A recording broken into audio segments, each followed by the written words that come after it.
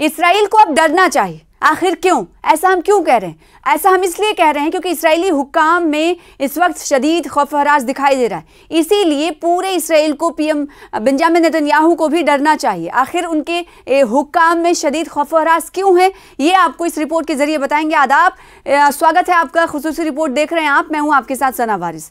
और आखिर क्या वजह है जिसकी वजह से इस्राएली हुक्काम में शदीद खौफ हरास है, ये आपको बताएंगे। मीडिया ज़राए की रिपोर्ट के मुताबिक मकबूजा इलाकों के वस्ती इलाकों में वाक़े बातयाम, जी हाँ, बातयाम शहर के मेयर ने कुछ ऐसी ही खुफिया कार्रवाइयों के हवाले से बयान जारी किया है जिसने इस्राएली हुक्काम में शदीद खौफ हरास पैदा कर दिया है। अब क्या है वो आपको बताते हैं। किस मुल्क की तरफ से की गई है ये कार्रवाई, ये भी आपको जानना ज़रूरी है। मकबूजा इलाकों में ईरान की खुफिया कार्रवाइयों से इस्राएली हुक्काम में शदीद खौफ हरास है। जी हाँ, मकबूजा जो इलाके हैं वहाँ पर ईरान की जानिब से खुफिया कार्रवाइयों के हवाले से कुछ फ़ैसला लिया गया है या फिर कदम उठाया गया है जिसकी वजह से इस्राएली हुक्काम में शदीद खौफ हरास दिखाई दे रहा है। खुफिया कार्रवाइयाँ हैं क्या, इस पर भी आइए नज़र डाल लेते हैं। शहर कौन सा है जो मकबूजा इलाके की बात हम कर रहे हैं? वो शहर है बातयाम।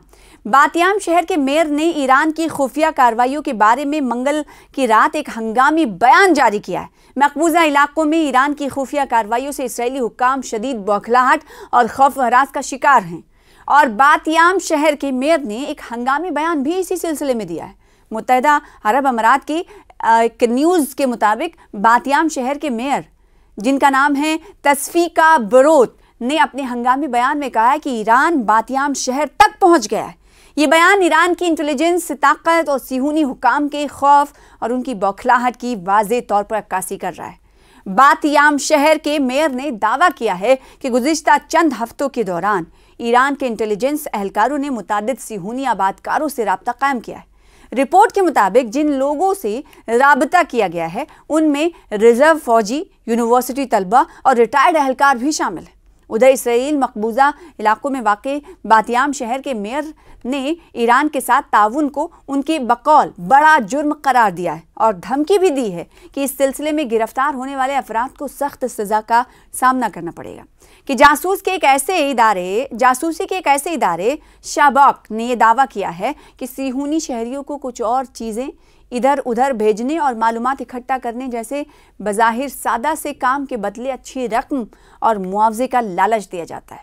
बातयाम शहर के मेयर तस्फीका बरोत ने बताया है कि उस वक्त दसियों सिहूनी आबादकार ईरानी इंटेलिजेंस एहलकारों के राबते में हैं इस वक्त।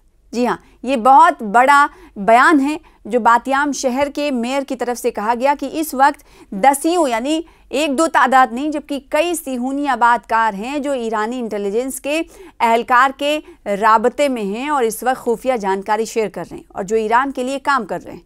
काबिल ज़िक्र है कि ये बयान उस नुक्ते की अक्कासी कर रहा है कि इस्लामी जमहूरिया ईरान ने मकबूजा इलाकों में एक इंटेलिजेंस नेटवर्क तैयार कर लिया है जिससे तेल अबीब की सलामती बुरी तरह खतरे में पड़ चुकी है। वो तेल अबीब जिस पर ईरान की तरफ से बम बरसाए गए थे, वो तेल अबीब जिसकी अवाम कई मरतबा बेंजामिन नेतन्याहू के खिलाफ मुखालिफत में सड़कों पर उतरे हैं, वो तेल अबीब जिसकी इमारतें अब ढहती हुई दिखाई दी। आपको याद होगा 12 रोज़ा जो जंग चली थी ईरान और इसराइल के दरमियान, उसमें हमने देखा था कि कई इमारतें धंस गईं, कई लोगों की मौत हुई और तेल अबीब ने ये भी देखा था कि यहाँ पर हज़ारों लोग सड़कों पर उतरे थे और तेल अबीब का जो एक सिस्टम था जो हवाई चीज़ों को अपने से कंट्रोल से बाहर रख देता था, वो सिस्टम भी कहीं ना कहीं इसराइल का हमने देखा कि नाकाम होता हुआ दिखाई दिया। यानी उसको भी इसराइल के ईरान के ड्रोन्स की तरफ से भेदने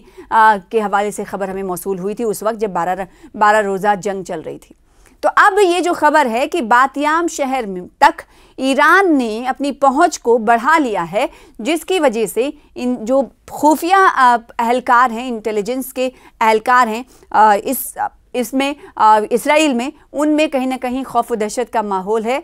और इसलिए ईरानी सरकार ने, बेंजामिन नेतन्याहू ने धमकी दी है कि आप सही से काम करिए, नहीं तो आपके खिलाफ हम कार्रवाई करेंगे। यानी अपनों को ही इस वक्त कटघरे में खड़ा कर रहा है इसराइल। तो वहीं दूसरी तरफ ये दावा जो है वो एक सीनियर जर्नलिस्ट की तरफ से किया गया है कि ईरान ने अपनी पहुंच अब बातियाम शहर तक कर ली है, लिहाजा इसी वजह से देखने को मिल रहा है कि जो इस्राएली कमांडोज हैं, आईडीएफ हो या खुफिया इंटेलिजेंस हैं, उसमें कहीं ना कहीं अब वो ये देखने और पता करने में कामयाब नहीं हो पा रहे हैं कि कौन अपने हैं और कौन पराए। यानी ईरान ने अपनी इंटेलिजेंस को इतना ज़्यादा मजबूत कर लिया है कि मकबूजा जगहों तक भी अब पहुंचता हुआ दिखाई दे रहा है और वहाँ पर पैसे देकर, ये इल्ज़ाम लगा रहा है इसराइल की पैसे देकर उसने अपने स्लीपर सेल्स या फिर कुछ लोगों को राब्ते में रखा है जो खुफिया इंटेलिजेंस ईरान के रहने वाले अफराद हैं, उनके